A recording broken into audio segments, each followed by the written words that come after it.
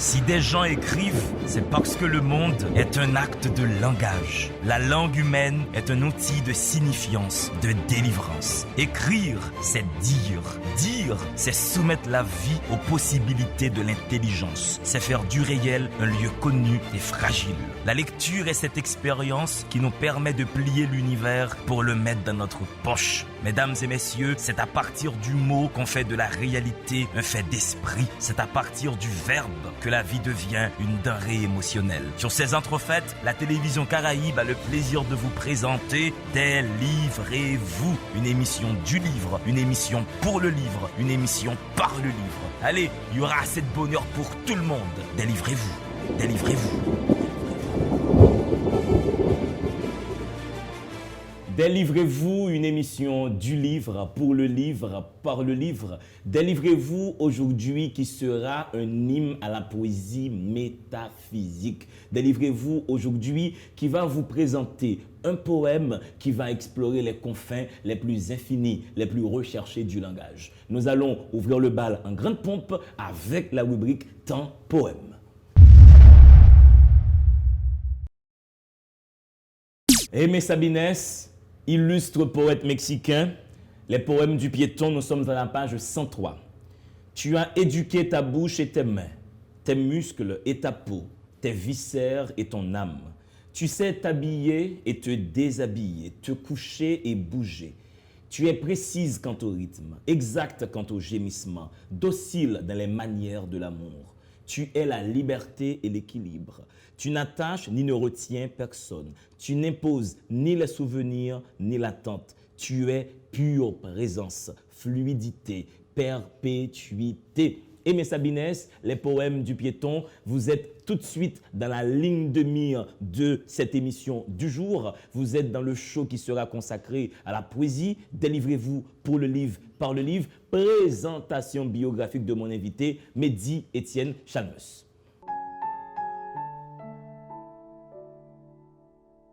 Mehdi Étienne Chalmers est né le 4 février 1988, habite Fontamara jusqu'à ses 7 ans, puis Bourdon jusqu'à ses 17 ans. En 2005, il part pour la France pour ses études. Il passe 3 ans en classe préparatoire aux grandes écoles, au lycée Jules Ferry, pour tenter le concours d'École normale supérieure de Lyon en spécialité philosophie. Le concours de normale échoué, il intègre un master en histoire de la philosophie à Paris 6 et y obtient ses diplômes. Il s'initie au métier de libraire ces 2 dernières années à Paris, à la librairie Tchane.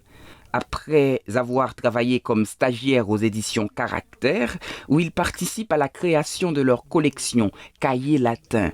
Sur les 2 premiers livres de la collection, un recueil du poète argentin Juan Gelman, Lettres ouvertes suivies de Sous la pluie étrangère, et du poète mexicain Aimé Sabines, Lent animal amer. Il rentre en Haïti en 2013 et il intègre l'atelier du jeudi soir. Il publie son premier recueil de poésie, Jaillir est la solution, en 2014 et son 2e recueil en 2017 à partir du mensonge aux éditions C3.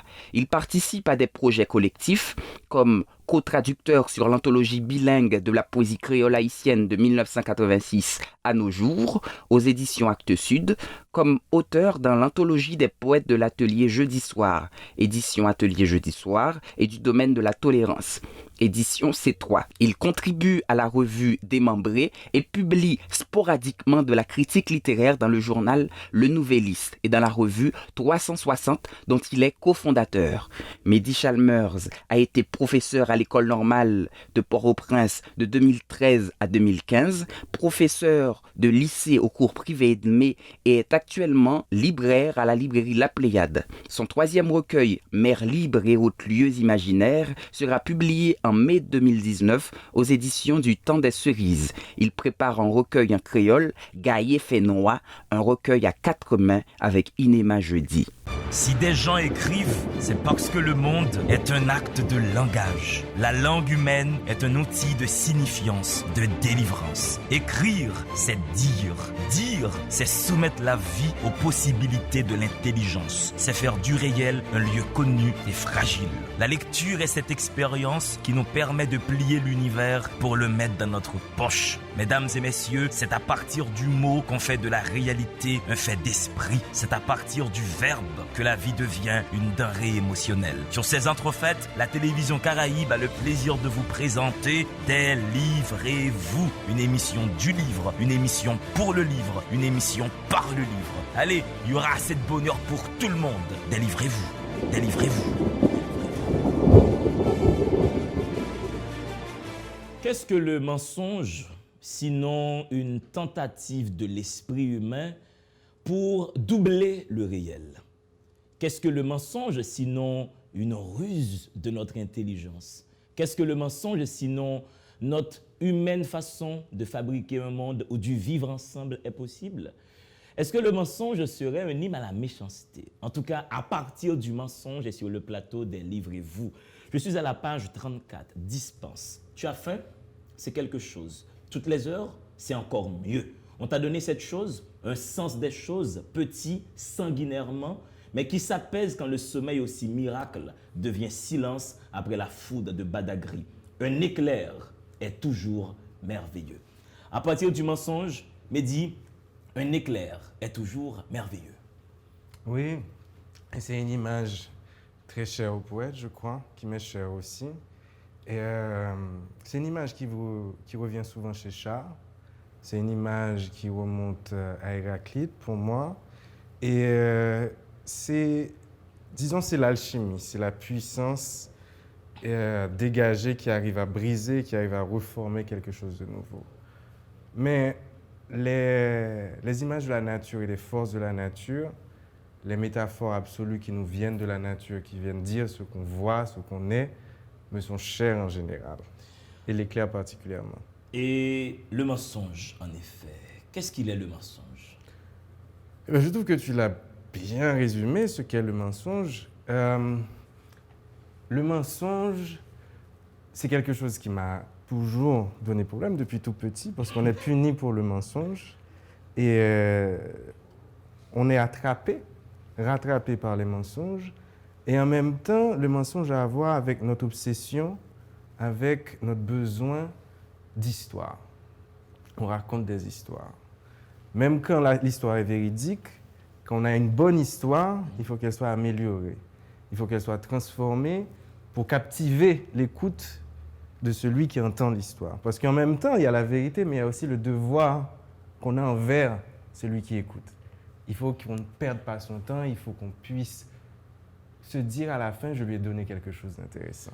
Donc, quand on fait un livre à partir du mensonge, Mehdi, est-ce que nous sommes là dans une tentative de définition du fait poétique? Comme qui dirait, le propos poétique serait un merveilleux mensonge. Oui, lorsque j'ai donné ce titre au recueil, j'avais quelques idées sur la structure, sur l'idée générale, le fait que le mensonge revenait.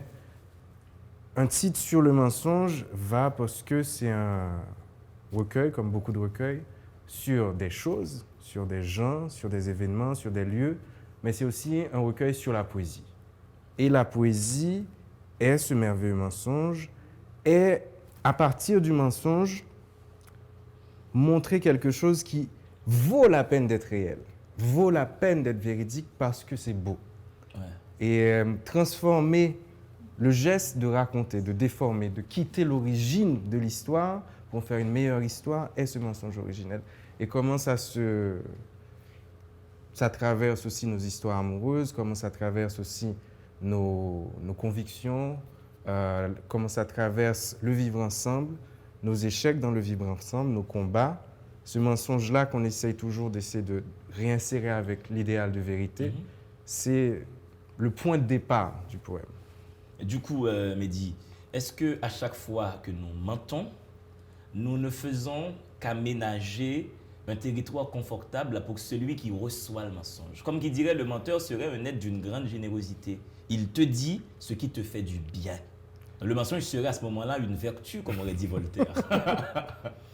Non, je pense qu'il ne faut pas quitter de vue le fait que l'idéal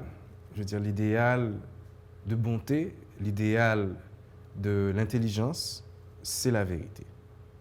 Et le problème, c'est comment lier ça avec notre goût pour l'imaginaire et comment lier ça avec, disons, le besoin de s'échapper et de créer des utopies.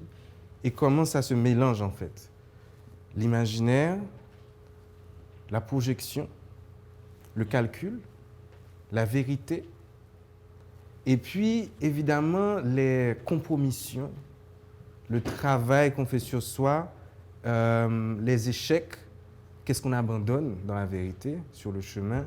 Donc il y a tout ça. Et le mensonge est évidemment un vice, est évidemment quelque chose de destructeur, mais il y a dans le rapport de la vérité avec la non-vérité quelque chose qui se passe, qui peut être important et qui, disons, on ne peut pas jeter le mensonge immédiatement. Ouais, parce que la non-vérité, c'est ce qui fait sa beauté peut-être. Elle aurait pu être une vérité. Oui, soit parce qu'on ne sait pas si elle est vérité, soit parce qu'elle est en attente d'être vérifiée, soit parce qu'elle relève de l'irréel, mais d'un irréel désirable. Et je veux dire, nos fantasmes, nos rêves, nos désirs qu'on n'a pas le temps ou les moyens, ou peut-être dans une autre vie, on aurait pu réaliser. Tout ça, c'est des choses extrêmement précieuses. Donc oui, la vérité, toujours la vérité. Quelque chose de bon sort toujours de la vérité. Mais de la non-vérité, c'est notre finitude. Dans la non-vérité, il y a le fait qu'on ne puisse pas toujours accéder à sa réalisation. Et aussi, pour te reprendre, ça traduit notre capacité à créer du monde. Mais dis, nous sommes à la page 29, fluide. Ta peau n'est pas imaginable. C'est l'extase que le glaive répand sur la proie, le sommeil dans tes bras. La nuit s'endort, avec des mots et des rêves accrochés dans la gorge, à la manière d'une profonde déclaration d'amour. Ce qui se voit et se comprend est ton visage. T'écouter, comme si la pupille fût l'oreille, métrage muet en noir et blanc, l'amour est la lumière, tu es le mouvement. Ce rêve branche d'arbre, ta bouche s'ouvre, j'ai les yeux rouges, les yeux, j'ai le soleil. Il y a une organisation, si tu veux, du propos. Les phrases sont comme des entités autonomes à part entière qui se croisent comme ça sur une page. Quand tu écris dans ton cabinet d'écrivain, est-ce que tu écris ton poème d'un coup ou est-ce que tu l'écris de temps en temps? Jamais d'un coup. Jamais d'un coup. Parce qu'au mieux, ce qu'on a avec un poème, c'est un premier jet fulgurant qui nous vient de quelque part, qu'on ne maîtrise pas. Et on se dit, avec ça, je vais faire quelque chose. Parce qu'il n'est jamais complet. Un premier jet peut être rempli d'images très belles, qui ne s'agencent pas bien ensemble, peut être trop bavard, peut être trop obscur, ou bien trop simple, ou bien ce qu'on voyait marcher ne marche plus. Donc, quand on a quelque chose comme un diamant brut, ou quelque chose en tout cas qui brille, on se dit, OK, cette image, je ne l'ai pas entendue, elle est à moi. Ce rythme-là est musical, je l'aime. Peut-être que quelqu'un d'autre peut l'aimer aussi. Et puis, je vais voir ce que je peux faire. Et construire, bidouiller la phrase. Ce qu'on cherche, c'est bien distribuer les intensités à travers le texte. Il y a Ezra Pound, qui est un poète américain que j'aime beaucoup, qui essaye d'expliquer ce qui fait la poésie. Il dit, c'est du langage avec un maximum d'intensité. C'est l'énergie dans la phrase qui est condensée et qu'on essaye de distribuer équitablement, ou disons avec une harmonie à travers tout le texte. Il y a des moments où le texte doit descendre, il y a des moments où il doit être différent, où il doit avoir un clair-obscur. Et les jeux syntaxiques, les métaphores, les figures de style en général, c'est pour dire, là, écoutez un petit peu mieux ce propos, est-ce qu'il vous parle, est-ce qu'il vous pénètre? Mais dans le parti pris déclamatoire du poème Mehdi, est-ce que le poète, tout comme tu le fais là, l'amour est la lumière? Est-ce qu'il y a un souci de définition de l'essentiel? Est-ce que chaque poème veut définir l'essentiel? Ou bien ce qu'il considère comme étant l'essentiel? J'ai du mal avec les définitions absolutistes de la poésie. Je pense que la poésie peut se permettre de faire des définitions absolues tout le temps parce que, justement, elle cherche à percer à jour. Et c'est pour ça que dire que l'amour est la lumière, ce n'est pas la vérité, parce que évidemment l'amour est autre chose. L'amour peut être une noirceur, l'amour peut être une douleur, l'amour peut être plein de choses à la fois. Mais pour pouvoir te faire entendre que l'amour est la lumière et que cette femme que j'aime est le mouvement et que c'est ce film-là qui est en noir et blanc qui a lieu, et que quelqu'un dit tourner et ensuite couper, qu'on voit tout ça, eh bien pour le faire, je suis obligé de dire l'amour est la lumière. Je ne suis pas en train de faire un essai, je ne suis pas en train de faire un traité de philosophie, je suis en train de te faire voir ce moment exact où il y a un dynamisme qui est l'amour et la lumière. Et j'ai besoin de le dire de manière définitive pour que tu dises, OK, là il a raison, il est en train de vivre l'amour et la lumière. Si on me demandait maintenant qu'est-ce que l'amour, je sais pas, si on discutait, si je discutais avec un ami qui s'est fait briser le cœur, si j'étais en train d'écrire un traité sur l'amour, je ne dirais pas l'amour et la lumière. Mais sur le moment, ce poème dit deux personnes qui font l'amour, deux personnes qui s'aiment, quelqu'un qui fait une déclaration d'amour, un baiser, etc. Sur ce moment-là, l'amour et la lumière. Ce qui fait que l'amour, du moins la définition de l'amour, dépend du contexte élocutoire et des préjugés de celui qui prend la parole. Et dans le cadre d'un poème, ça dépend du déploiement du poème. Oui, c'est l'amour vécu, cet amour vécu-là, cette expérience-là qui est la mienne, qui peut être celle de quelqu'un d'autre dans la rue, à n'importe quel moment, dans un coin d'une petite ruelle, une rencontre secrète, peut être l'amour et la lumière. Présence, Mehdi, je me demande ce que j'y cherche. Peut-être toucher les nuages où le temps s'épaissit, comme de la cire sur une écorce.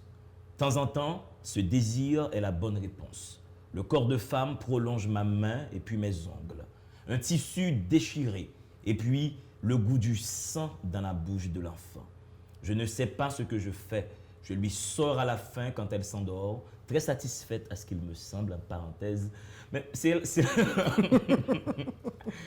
là que je me suis arrêté sur ce poème, je me suis dit, ouais, il a mis une parenthèse.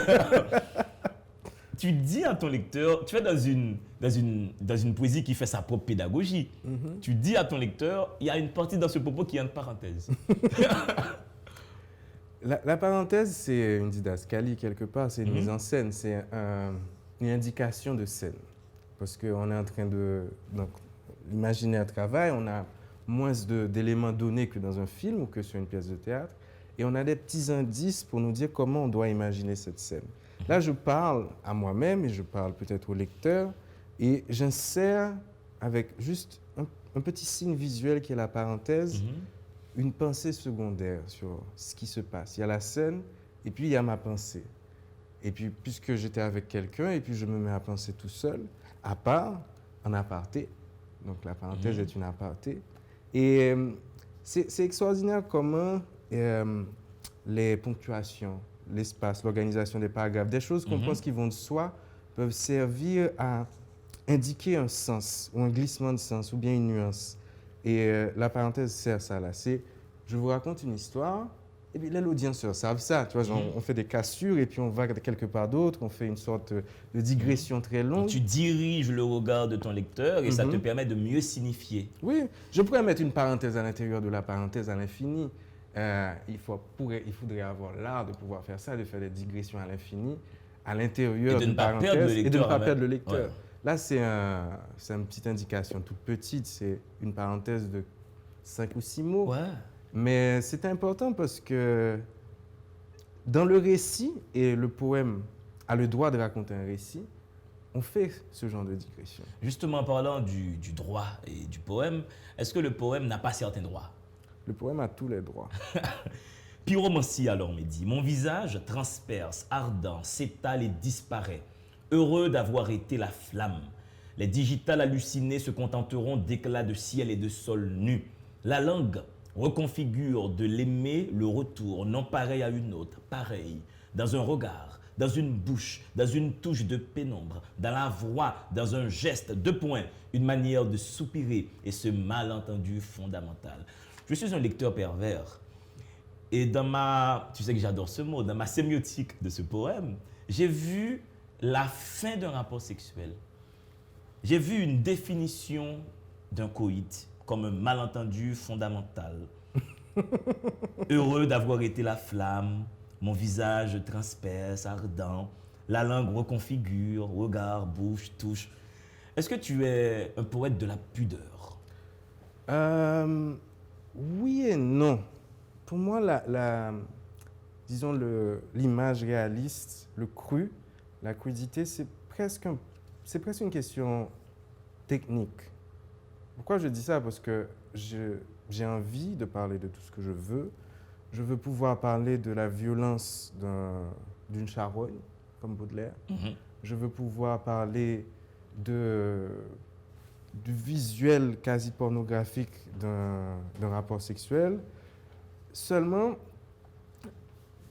qu'est-ce que je veux dire exactement? Je veux que ce soit un moment qui soit esthétique, que ce soit un moment qui soit puissant, que ce soit un moment qui parle.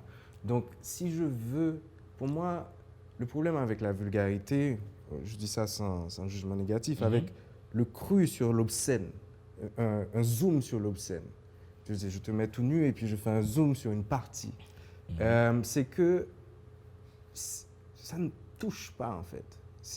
J'ai pas envie si je veux dire quelque chose sur la créature humaine comme quelque chose qui est fragile et laid et en décomposition, je ferai un zoom. Je ferai un zoom parce que de la viande, c'est pas excitant, de la viande tout court. Il faut une histoire, en fait, pour que nous ayons un regard érotique, un regard désirant sur les choses. Donc, quand on va jusqu'à c'est à la fois beau, c'est à la fois sexuel, c'est à la fois un désir, c'est la chose la plus difficile à réaliser. Si je veux dire l'érotique, si je veux dire le désir, je ne veux pas casser le poème. Si je veux dire quelque chose de cru, j'essaie d'avoir une économie dans la déclamation aussi. Et tout le monde ne peut pas être sade, tout le monde ne peut pas être bataille, et encore faut-il vouloir être les deux.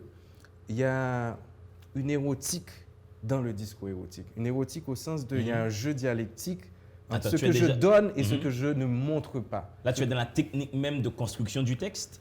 Oui, et je suis aussi dans le sentiment. Le sentiment, le rapport entre le voilé et le dévoilé, le caché et le révélé. Il y a des fois où simplement le corps nu, dans son côté spectaculaire, est ce qu'il y a de plus désirable, juste ça seulement. Et il y a des fois où le dévoilement lent est ce qu'il y a de plus puissamment désirable. La différence entre ces deux moments-là, qu'est-ce qui fait que c'est ça ou ça? Et comment moi je veux essayer de montrer ça? Je veux à la fois restituer la complexité de mon émotion, ce qui n'est pas la technique d'écriture, et en même temps me dire, comme un chanteur, c'est-à-dire, est-ce que ce timbre, si je veux avoir la note juste, je monte, et à un moment donné, je te casse les oreilles. Il faut atteindre un timbre juste quand même. Et là où la technique et la sensibilité se rencontrent, il y a un poème qui marche, qui se réalise. Le timbre juste. Mesdames et messieurs, vous suivez des livres et vous, le temps pour nous de vous dire bonsoir. Nous sommes dans le mensonge le plus entier, le plus majuscule. À partir du mensonge, voici un recueil de poèmes que nous offre Mehdi Étienne Chalmeuse. Vous savez, respirer, ça fait jamais mal. Voici votre première respiration. Allez, à tout de suite. Si des gens écrivent, c'est parce que le monde est un acte de langage. La langue humaine est un outil de signifiance, de délivrance. Écrire, c'est dire. Dire, c'est soumettre la vie aux possibilités de l'intelligence. C'est faire du réel un lieu connu et fragile. La lecture est cette expérience qui nous permet de plier l'univers pour le mettre dans notre poche. Mesdames et messieurs, c'est à partir du mot qu'on fait de la réalité un fait d'esprit. C'est à partir du verbe que la vie devient une denrée émotionnelle. Sur ces entrefaites, la télévision Caraïbe a le plaisir de vous présenter Délivrez-vous, une émission du livre, une émission pour le livre, une émission par le livre. Allez, il y aura assez de bonheur pour tout le monde. Délivrez-vous, délivrez-vous. Quoi de plus exceptionnel, quoi de plus fantastique que de consacrer une émission à la poésie à partir du mensonge, Mehdi Étienne Chalmeuse? Quoi de plus fantastique, de plus original que de se faire réaliser par un député, le député Barrot de Léogane, qui réalise cette émission. Il n'est pas encore député, il est candidat prochainement à la députation. Comme c'est un collègue, je voulais faire cette taquinerie à même l'émission. Le symbiote sans hôte, ce n'est pas la langue qui manque, c'est l'estomac. Les êtres sans ne savent pas qu'ils l'ont pas. Les estropiés confondent tout avec le bruit de leur organe absent. Les estropiés sont légion. Je reprends ce vers pour tout le monde. Les estropiés confondent tout avec le bruit de leur organe absent. Les estropiés sont légion. Là, Mehdi, tu me mets en crise. Comment l'absence peut faire du bruit? Ben, c'est la place énorme que prend l'absence dans nos vies, à la fois sous la forme de peut-être de la perte de quelqu'un, de la perte d'un pays, l'exil par exemple, c'est une forme d'absence qui prend une place immense à l'intérieur des gens. Et ce vide, le vide du paysage, le vide des voisins, le vide des amis.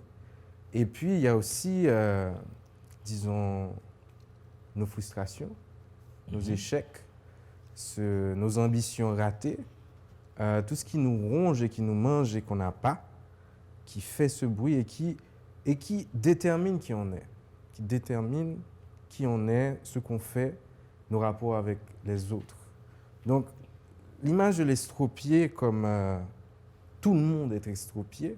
Tout le monde est estropié, tu penses? Je pense que si on... Des estropiés psychologiques, émotionnels. Oui. Il nous manque à tous un organe, un membre. Oui, je pense ça. Je pense qu'il y a le fait de vivre, en tout cas, s'il y a quelqu'un qui a atteint la sagesse et qui a atteint le bonheur mystique quelque part du sage, celui qui contemple et qui n'a plus de douleur et qui vit le monde comme, je sais pas, c'est quelqu'un qui a atteint le nirvana bouddhique, peut-être qu'il n'est pas estropié. Mais nous, qui sommes finis, qui sommes souffrants, qui nous battons pour tenir debout avec un peu de dignité, avec un peu de tenue, le fait de se cambrer, pour se tenir droit, le fait que ce ne soit pas naturel, que si tu ne te tiens pas, eh ben, tu ploies, tu descends, et puis finalement le temps a raison de nous, et puis on ploie, et puis on s'allonge. Donc c'est cette forme-là de fragilité, et comment elle peut aussi détruire quelqu'un moralement et l'empêcher de voir le reste du monde. C'est peut-être l'expérience de voir le mal que quelqu'un ou la méchanceté se réaliser simplement parce que quelqu'un a une souffrance intérieure. C'est peut-être ça qui dirige ce poème. Du coup, ce serait à chaque déploiement de violence dans l'espace public, ce serait quoi? Un ressentiment tellement ingurgité, tellement gardé qui exploserait? Pas le déploiement de violence. Il y a des déploiements de violence qui sont justes, des couleurs justes, et ça, on le sait tous. Ouais. Il y a des colères saines. Oui, il y a des colères saines. Il y a des colères qui sont de la rétribution, parfaitement attendues en plus. Mais il y a aussi du mal. Je veux dire, je peux faire du mal parce que je suis jaloux, par exemple. Prenons le cas du jaloux, la personne qui n'a pas... qui convoite la femme de l'autre, comme dans la Bible. Tu ne convoiteras pas la femme de ton prochain. Eh bien, celui-là, je ne sais pas si tu remarques, il y a un pile camionnette là qui écrit « La jalousie rend l'homme méchant ». Et son expérience, visiblement, que Mounio vit en pile. Et donc, que la jalousie, donc le manque, la vulnérabilité du manque, quelque chose ne m'appartient pas, même si je l'ai, ou alors je ne m'appartiens pas à quelqu'un d'autre là.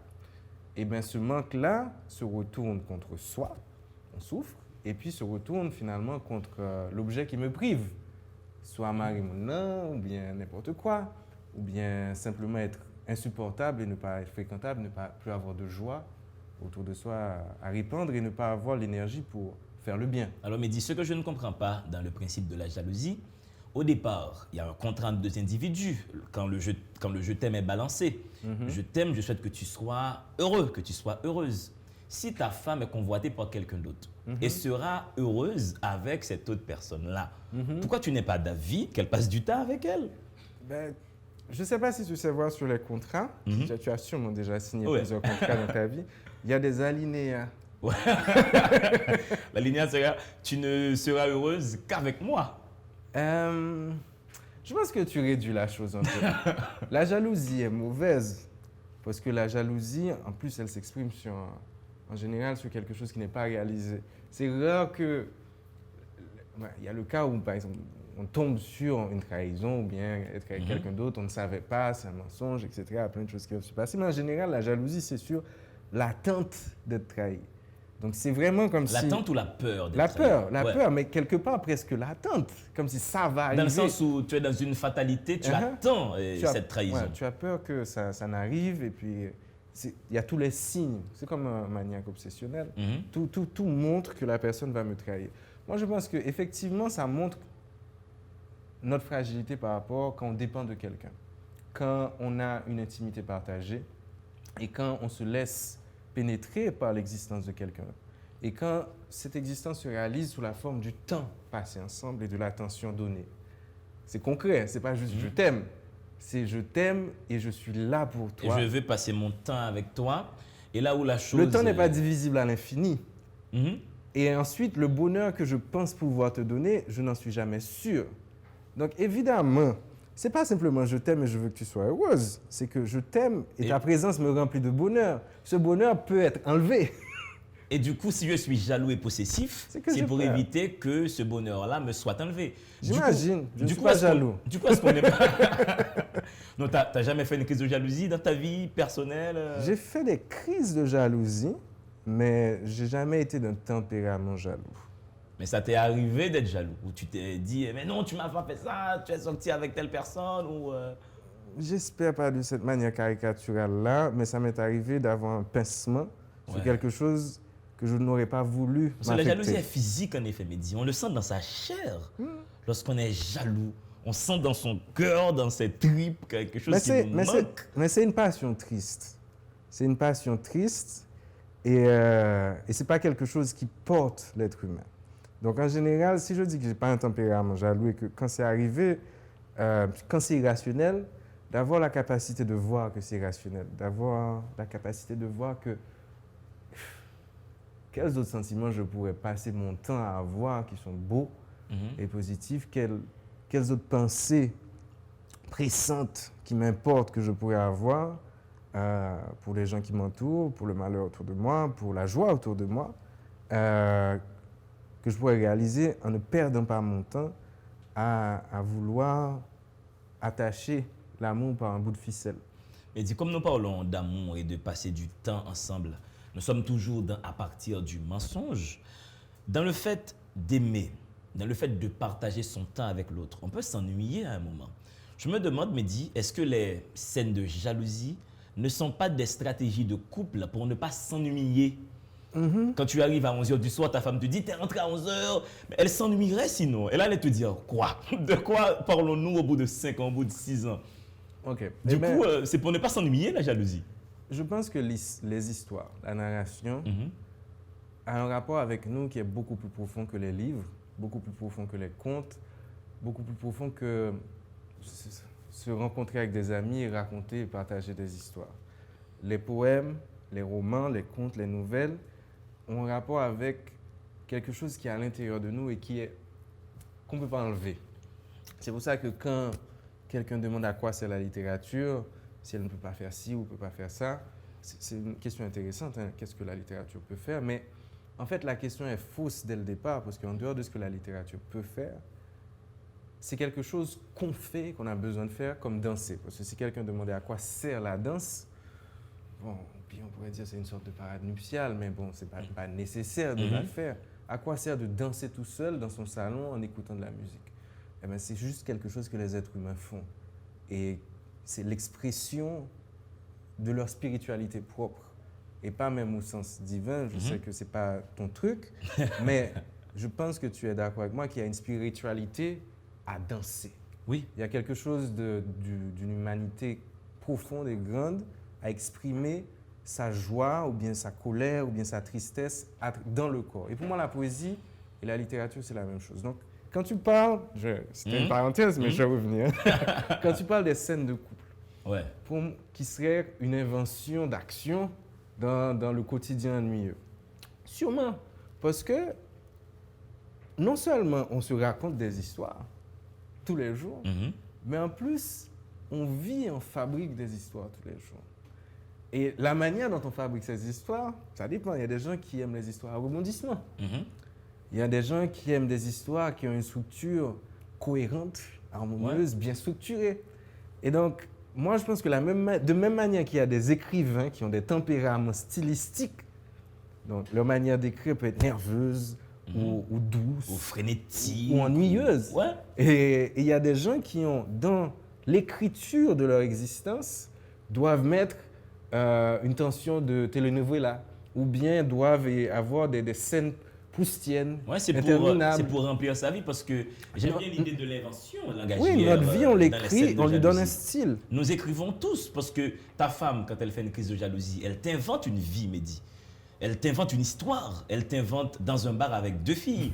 Toi, pour répondre à cette scène de jalousie, tu inventes une histoire. Tu dis non, j'étais avec 2 copains, j'étais sur le plateau, délivrez-vous. Donc, nous, tout à bien menti. Tout le monde ment. Ta poésie, Mehdi, elle est faite de symbiote, elle est faite de taxinomie, de biomasse, elle est faite, si tu veux, de pyromancie. Tu as ton vocabulaire. Est-ce que ce vocabulaire, qui des fois paraît technique, traduit ta volonté de montrer que tous les mots sont capables de poésie? Oui, c'est un péché mignon, c'est un petit vice. Les mots sonores et les mots qui ont une existence cachée,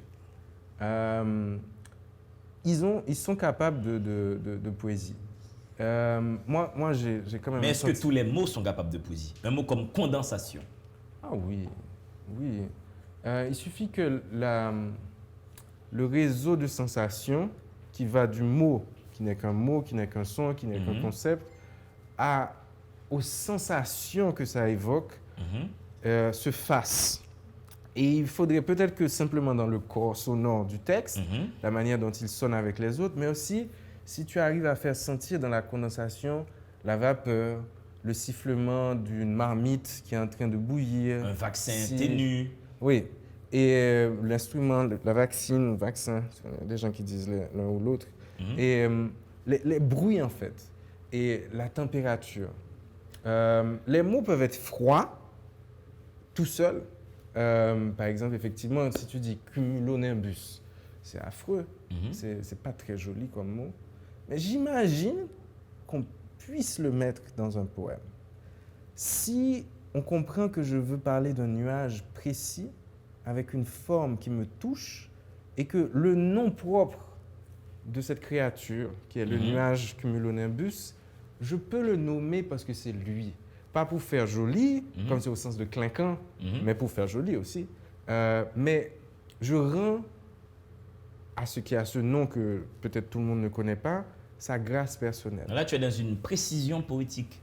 La précision, et il y a Alain Bourret, qui a écrit un très bel essai sur la langue française qui s'appelle De quel amour blessé, et qui vient d'une citation du vers de Racine, Ariane, ma sœur.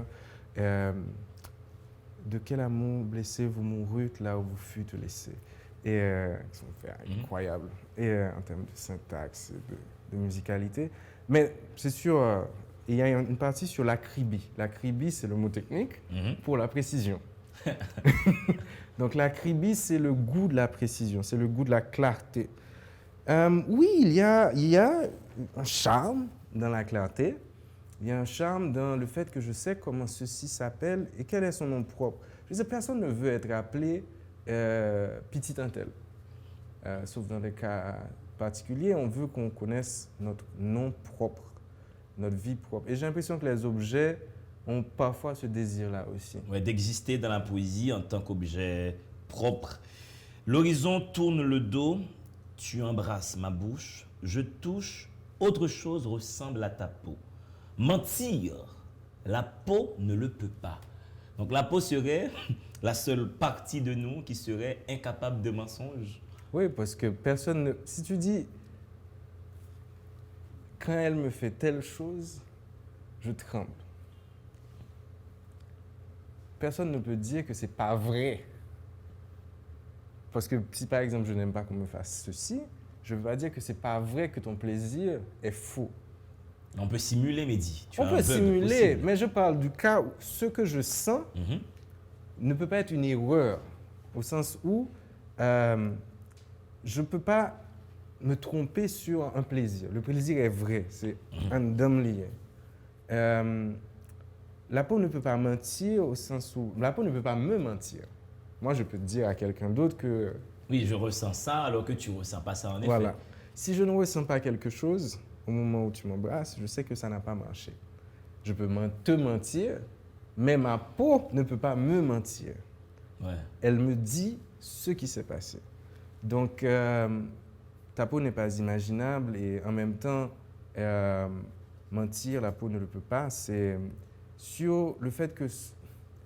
Bon, j'ai un peu cette tension chez moi. J'ai l'impression que l'art est quand même un mélange d'intelligence et de sensibilité, de sens, de la précision, en même temps, un espace où c'est les impressions qui comptent. Et dans la vie aussi, c'est extrêmement important d'être à l'écoute des intuitions, du sentiment de justice, par exemple, et en même temps de vouloir éclairer les choses. Et donc, sur ma poésie et mes pensées, il y a quand même une très grande importance aux vies du corps, au goût des fruits, au baiser, au chant des choses, au paysage, et puis évidemment au bruit des mots. Il faut chercher et le mensonge et la vérité. Il faut partir du mensonge. Je m'appelle Mehdi Étienne Chalmers. Cette émission s'appelle Délivrez-vous. Allez, respirez. À tout de suite. Si des gens écrivent, c'est parce que le monde est un acte de langage. La langue humaine est un outil de signifiance, de délivrance. Écrire, c'est dire. Dire, c'est soumettre la vie aux possibilités de l'intelligence. C'est faire du réel un lieu connu et fragile. La lecture est cette expérience qui nous permet de plier l'univers pour le mettre dans notre poche. Mesdames et messieurs, c'est à partir du mot qu'on fait de la réalité un fait d'esprit. C'est à partir du verbe que la vie devient une denrée émotionnelle. Sur ces entrefaites, la télévision Caraïbe a le plaisir de vous présenter Délivrez-vous, une émission du livre, une émission pour le livre, une émission par le livre. Allez, il y aura assez de bonheur pour tout le monde. Délivrez-vous, délivrez-vous.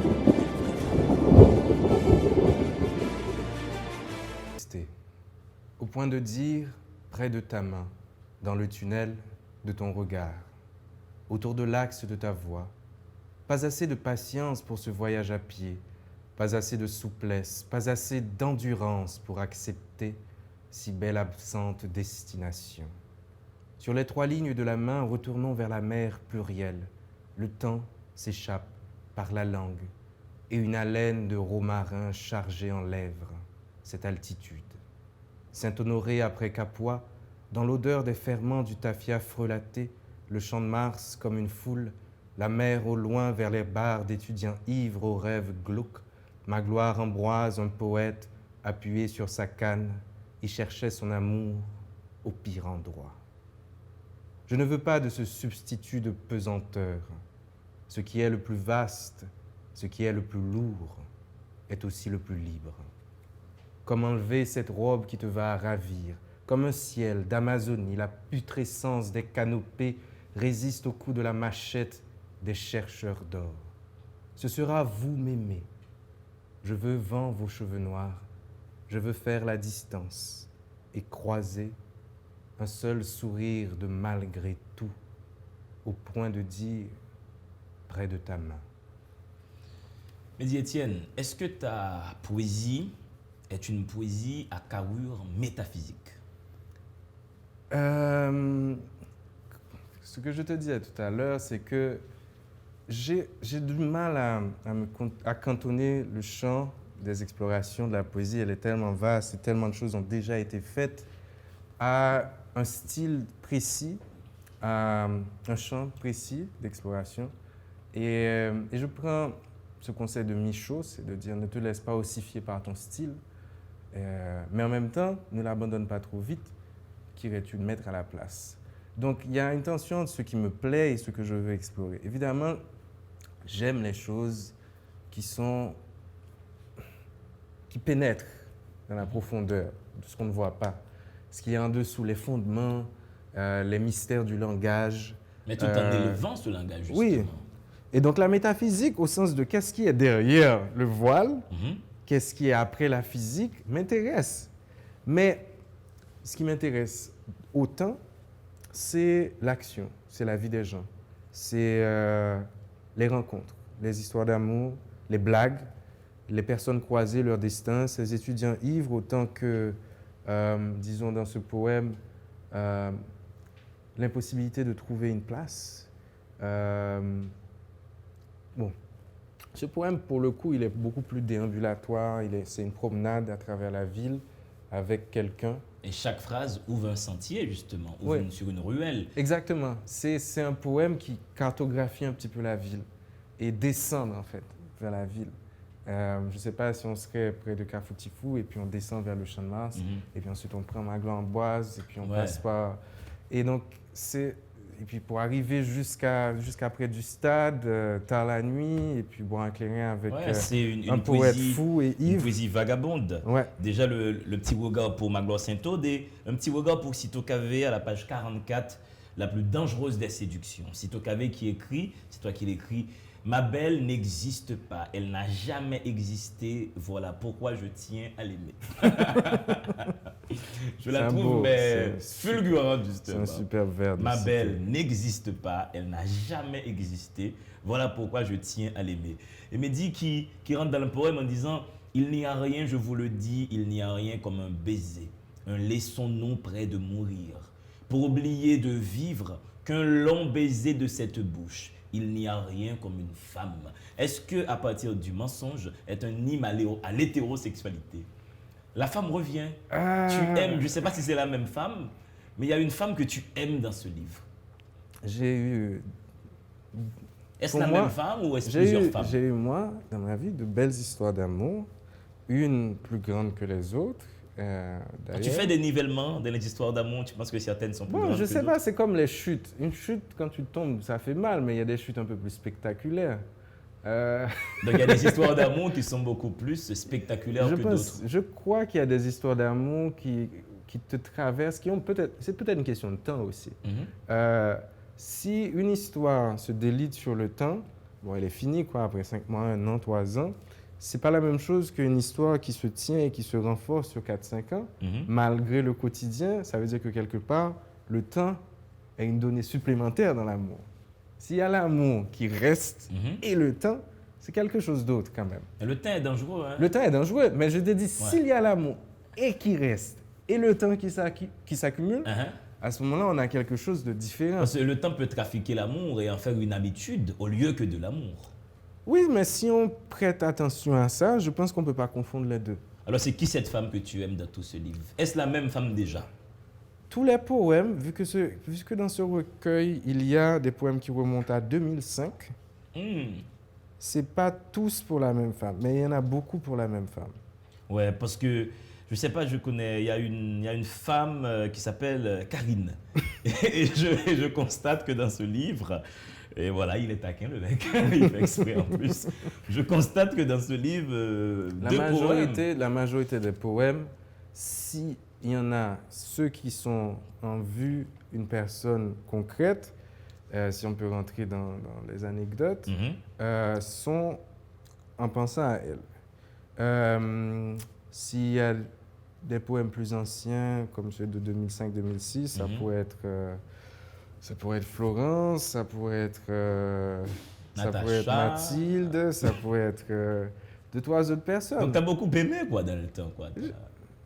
Je n'ai pas été malmené par l'amour, je dis en termes de rencontres. Mais donc c'est une usine que tu connais bien, l'amour. Tu as travaillé dans cette usine pendant longtemps et tu vois un peu comment les pièces sont fabriquées. Je ne sais pas si c'est beaucoup de temps. J'ai, disons, de 14 à 31 ans.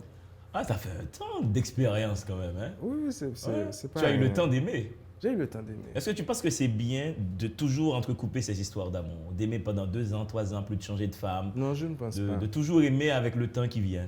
Non, je ne pense pas. Je ne pense pas que c'est bien de se dire comment aimer.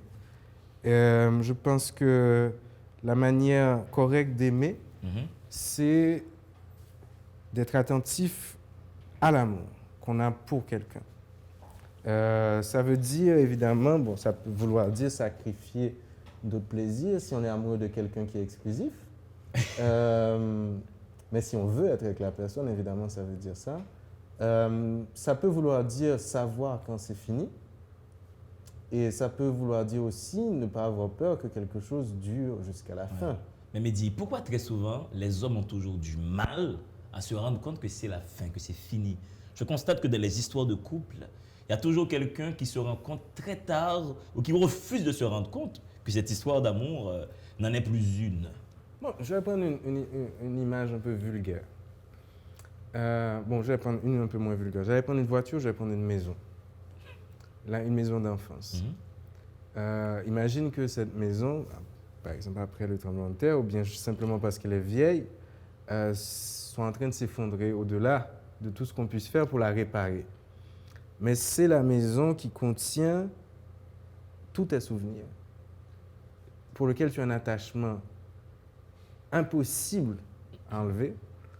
Et en même temps, j'imagine que si elle est en train de fuiter de partout pendant que tu dors, elle t'énerve quand même beaucoup, puisque imagine tu dors et puis de l'eau a tombé sur vous, et puis qu'elle est infestée de rats, qu'elle craque, qu'il y a eu plusieurs accidents qui impliquent des amis. Si tu as des enfants, je veux dire des morceaux de clous qui les blessent. Donc, voilà cette chose auquel tu es attaché, et l'attachement est réel. Encore plus réel est tout ce pourquoi tu ne devrais pas être là. Donc, moi, je pense que les gens n'ont pas forcément du mal à se dire que c'est fini, c'est simplement qu'ils ont du mal à sacrifier, même rationnellement, quelque chose Qui est de l'ordre de l'histoire de cette relation? qui peut être de l'ordre de l'histoire de cette relation, qui peut être de l'ordre de leurs sentiments qui sont là, des sentiments réels, mais qui peuvent ne pas suffire, ou qui ne sont plus les mêmes, ou qui cohabitent avec de la haine, ou bien de l'ennui. Les formes que prennent les fins et les effondrements d'histoire sont tellement diverses. Et je pense que c'est ça qu'on a du mal à faire, effectivement, c'est se dire, qu'est-ce qui se passe vraiment là? Est-ce que là, je dois tout détruire? Ou est-ce que là, je dois prendre mon courage à deux mains et rebâtir depuis les fondations? Est-ce que là, j'ai juste besoin d'un conseil d'experts? Parce qu'il y a bien ça. Il y a des gens qui vont voir, qui vont faire des thérapies de couple.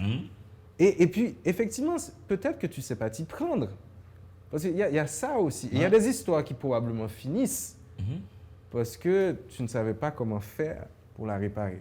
Je reviens à Karine, si tu permets, à partir du mensonge. Karine encore. Je veux remplir tes mains de fruits sauvages. J'ai adoré ce vers. Je veux remplir tes mains de fruits sauvages.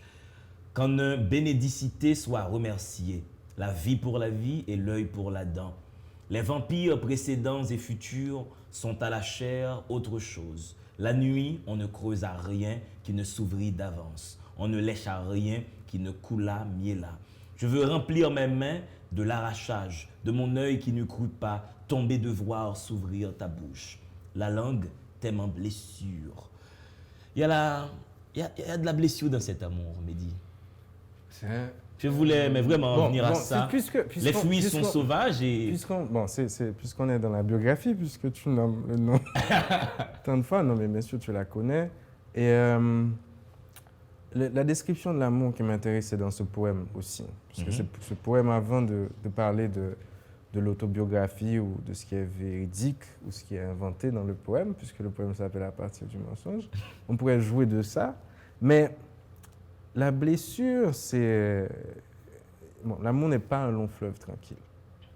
Et surtout si le fleuve coule longtemps, il va forcément traverser quelques petites crevasses, quelques petits obstacles, etc.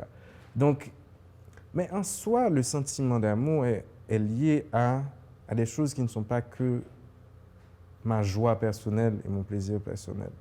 Je sais que, par exemple, la première fois que j'ai vécu l'étrangeté du sentiment d'amour, c'est la première fois où j'ai vécu de manière intense l'inquiétude pour quelqu'un. C'était quelque chose, la personne devait aller dans un voyage dans un pays un petit peu dangereux, où il se passait des choses là-bas, etc. Et je ne me suis jamais connu inquiet. En général, je rationalise. Quelqu'un me dit, OK, je dois faire ceci, cela, je dois prendre l'avion, j'ai peur de l'avion. Et puis, disons, il y a 2 semaines avant, un avion s'est écrasé. Je me dis, bon, il y a très peu de chances que ton avion s'écrase. Je ne vais pas m'inquiéter pour D'Angelo qui va en France, même si bonne chance que l'avion écrase. Mais s'inquiéter pour rien, c'est quelque chose qui est lié à l'attachement aussi, pour l'attachement profond aux gens. Et, donc, ce n'est pas un bon sentiment, l'inquiétude, la peur. Il y a aussi la jalousie dont on a parlé. Il y a les habitudes, le quotidien, le train-train, etc. Ça vient aussi avec le couple. Si ce n'est pas avec l'amour, ça vient avec la vie commune. Donc, il y a plein de choses dans l'amour qui sont pas que le versant positif de « je t'aime, tu m'aimes ».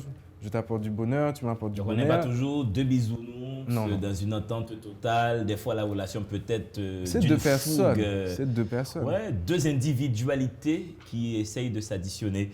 À partir du mensonge Mehdi, le livre est disponible en librairie, la librairie La Pléiade où tu travailles. Je salue mais vraiment Soso, voilà, notre Soso d'amour et son amoureux de Marie qui font un travail exemplaire à la librairie La Pléiade. J'imagine leur sourire en ce moment quand je balance ces phrases-là. Et le livre est disponible, c'est ça? Oui, le livre est disponible dans le rayon de poésie haïtienne de la librairie La Pléiade. J'imagine. Je suis très fier d'appartenir. Ouais, j'imagine chez C'est Toi Édition aussi. Oui, directement chez C'est Toi aussi. Et donc oui, j'invite les gens à découvrir le rayon de poésie, mais évidemment pour moi et puis pour les autres. Ce qu'on ignore, ce qu'on ne lit pas assez. On a quand même pas mal de poètes à découvrir. Ouais, il y a beaucoup de poèmes. Mourir est le premier savoir. Tendre la main et demander sa clé. Partir d'un coup sur coup de tête contre une balle ou la vieillesse, prendre son pied, rage d'un ongle comme un enfant. Mourir est simple. Or, aimer est plus dur à jouer. On ne sert rien comme la fleur est sans savoir. À partir du mensonge, voici un recueil de poèmes que je vous recommande avec avidité. Mehdi Etienne, ce fut un plaisir. J'ajoute le Chalmers après la poignée de main. C'était un plaisir. Écoutez, mesdames et messieurs, continuez donc à vous inscrire dans une dynamique de mensonge. Mentez, mentez, mes amis. Le mensonge est une très grande vertu quand il fait du bien. Voici ce que Voltaire nous dit. Continuez à charbonner votre intelligence, continuez à lire à partir du mensonge. Mehdi Etienne Chalmers. Et je remercie toute l'équipe technique de la télévision qui m'a permis de vous présenter cette émission. Vous savez, dans le monde, il doit y avoir 2 êtres, des livres et vous.